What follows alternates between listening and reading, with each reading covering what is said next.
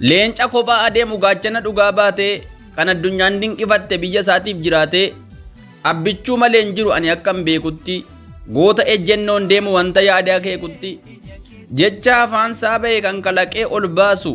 ogeessa jabaatumsee dadhabaa lafaa kaasu abbichuu qofan arge mootii dhugaaf jiraatu goota honneedhaan falmee diinasaaf deebii laatu kufaatii biyya kanaa akka biiftutti as ba'e abbichuu lakki jedhee hirkee diinaarraa dha'e. Ishii dhugaan dubbanne dacheerraan eegin beenya fuuldurri kee fadha jabaadha abbichuu keenya. Jarjariin suuta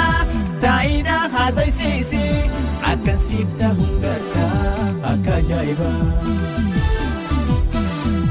Aduu qabbaneeffattee ifirraa deemu wayyaa akkasumas siin ilaala.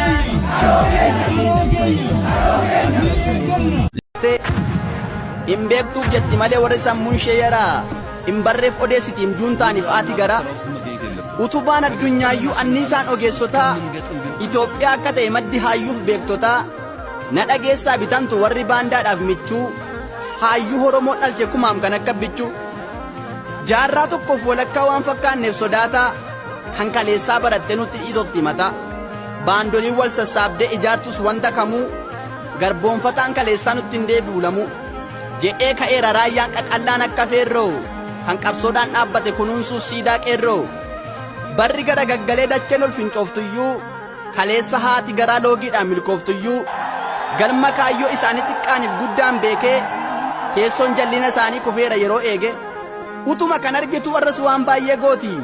mee maal tafee gootummaa sitti agarsiifne hooti mee teenyedhuma laalla maaluma fida barri lama hoon kassaranii maal barbaadde immoo jarri. Durisi